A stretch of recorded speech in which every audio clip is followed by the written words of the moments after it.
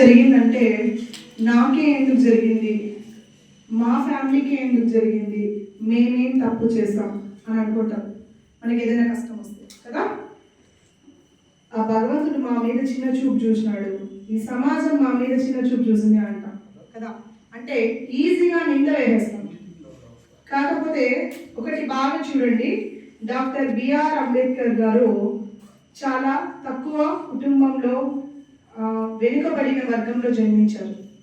అలా జన్మించాలని మనం చదవకూడదు, చదివించకూడదు అని వాళ్ళ నాన్నగారు అనుకుంటే ఈరోజు చదివింటాడా? లేదు కదా. వాళ్ళ నాన్నగారు మనం పుట్టింది ఏ కులమైనా ఎంత తక్కువైనా చదవాలి అనుకున్నారు కాబట్టి స్కూల్కి వెళ్ళారు, అవునా కదా. సో స్కూల్లో అన్ని కులాలతోనూ ఈక్వల్గా కూర్చోబెట్టి చదువు చెప్తూ ఉంటే ఆయన్ని మాత్రమే వెలివేయబడ్డారు, క్లాస్ బయట కూర్చోబెట్టి చదివిపించారు కదా. అలా వాళ్ళ టీచర్లు చేయకపోయింటే అంబేద్కర్ గారు ఈరోజు మనం గొప్పగా చెప్పుకోగలిగింటామా? చెప్పుకోలేదు. కంఫర్టబుల్ ఇచ్చింటే అంబేద్కర్ గారు కోపం వచ్చినదు, ఫైట్ చేసినాడు, రాజ్యాంగం రాసినాడు. ఆయన్ని వెలివేయబడ్డారు కాబట్టి, క్లాస్లో బయట కూర్చోబెట్టారు కాబట్టి ఆయనకి కోపం వచ్చి మనలాగా సఫర్ అవుతున్నారు వాళ్ళ కోసం పోరాడాలి అనుకున్నారు, అవునా కదా.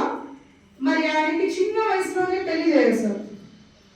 చిన్న వయసులో పెళ్లి చేసిన తర్వాత మంచిగా హ్యాపీగా ఉండే కాడికి జీవితం గడుపుకోవచ్చు కదా అని ఆయన అనుకోలేదు. మళ్ళీ కూడా చిన్నప్పుడు పడిన కష్టాలు, నీళ్ళ దగ్గర నుంచి బట్టల దగ్గర నుంచి ఇల్లు దగ్గర నుంచి అన్ని చోట్ల ఆయనకి వెలివేయడం జరుగుతూ ఉంటే, లేదు మన జాతి వాళ్ళకి ఏమైనా చేయాలి, మన లాంటి వాళ్ళు అనగారిన వాళ్ళకి ఏమైనా చేయాలని చిన్న వయసులో వివాహం చేసుకున్నా కూడా చదువుకోవాలనుకున్నాడు, అవునా కదా. తర్వాత ఆయన్ని మనం పెళ్లి చేసుకున్నాం కదా, ఏమి మనము హ్యాపీగా ఉండాలా అని ఆయన భార్య రమాబాయి గారు అనుకోలేదు. నా భర్తకు నేను ఏదో ఒక విధంగా సహాయం చేయాలి, ఆయన చదివేదానికి తోడ్పడాలి అని ఆమె చదివించింది కదా, ఆయనకి డబ్బు సహాయం అందించింది, అవునా కదా. సో అటు చూడండి, ఆయన ఉద్దేశం గొప్పదైతే తండ్రి సహాయం ఉండింది, టీచర్ సహాయం ఉండింది, భార్య సహాయం కూడా ఉండింది కదా. మరి ఎంతగా చదువుకోవాలంటే బయట దేశాలకు వెళ్ళి చదువుకోవాలా అనిపించింది. అప్పుడు బరోడా సంస్థానపు రాజు గారు కూడా సహాయం చేశారు.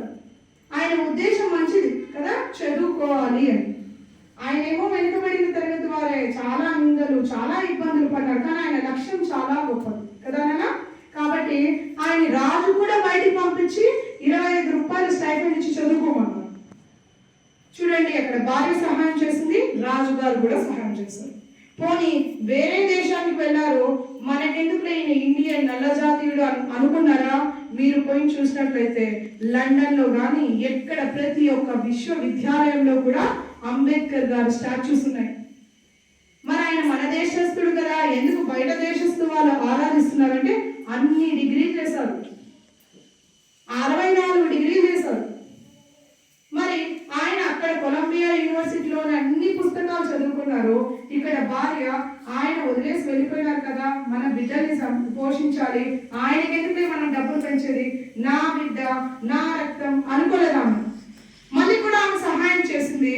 సహాయం చేసిన దాన్ని ఒక పూట తిని మిగిలిన డబ్బులంతా ఆయన పుస్తకాలు కొనుక్కున్నాడు. అక్కడ భార్య సహాయాన్ని కూడా ఆయన తిని ఆయన కడుపు నింపుకోలే. ఎంత కష్టపడి పిల్లల్ని కూడా పక్కన పెట్టి మనకి డబ్బులు పంపిస్తున్నది, మనం ఇంకా బాగా చదువుకోవాలనేసి ఆయన కొలంబియా యూనివర్సిటీలో చాలా పుస్తకాలు కొనుక్కొని తిరిగి వచ్చేటప్పుడు దాదాపు 2000 పుస్తకాలను తీసుకొచ్చాడు ఇండియాకి. అక్కడ కూడా ఆయన ఎవరి కోసం? తన జాతి కోసం, తన వర్గం కోసం, తనలాగా ఎవరు ఇబ్బంది పడకూడదు అనే గొప్ప లక్ష్యంతో వెళ్ళాడు చిన్నప్పటి నుంచి, అవునా కదా. తర్వాత ఇక్కడికి వచ్చిన తర్వాత అప్పుడు కూడా చాలా ఇబ్బందులు పడ్డాడు. 1947లో కరెక్ట్గా స్వాతంత్రం వచ్చే సమయంలో చాలా మంది నాయకుల దగ్గర నుంచి ఈ కులము అనే వివక్షత అనేది ఎక్కువ ఉండింది.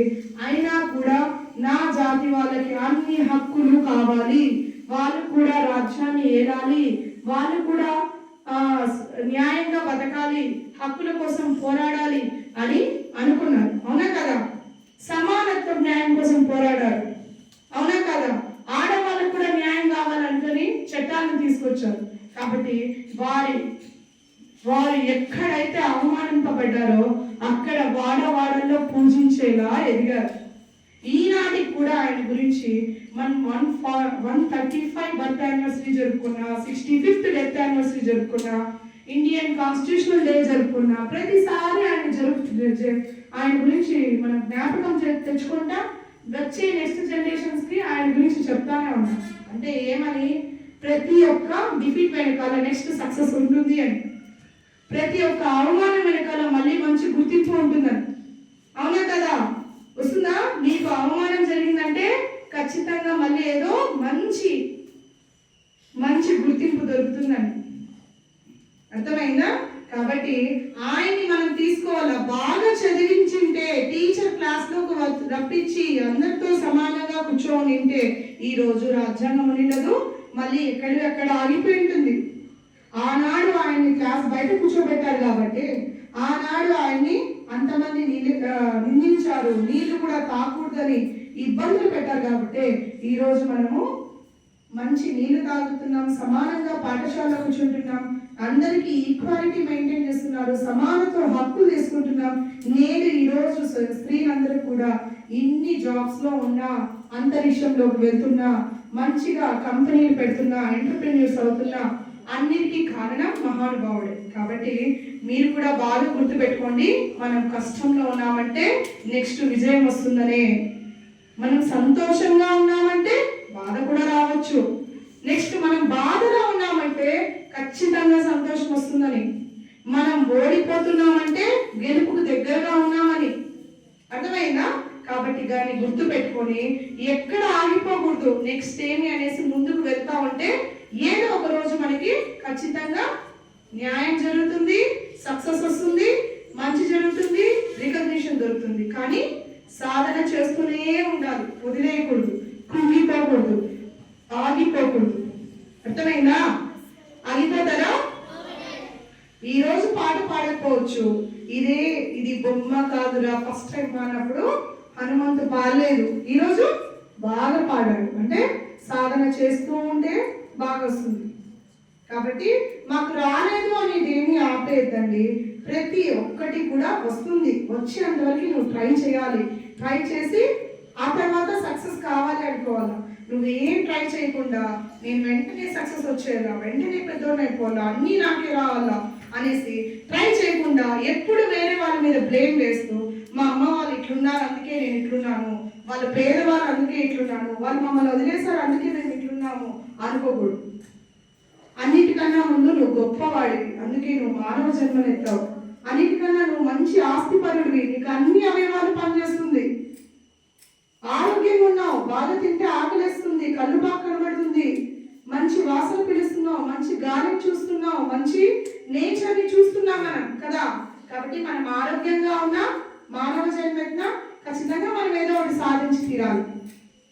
సాధిస్తారా మీరంతా?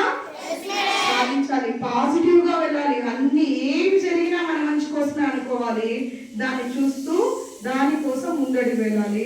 ఎక్కడ కూడా నిరాశ నిస్పృహలకు లోన్ అవ్వకూడదు. ప్రతిదీ పాజిటివ్ గా తీసుకొని ముందుకు వెళ్ళాలి. వెళ్దామా?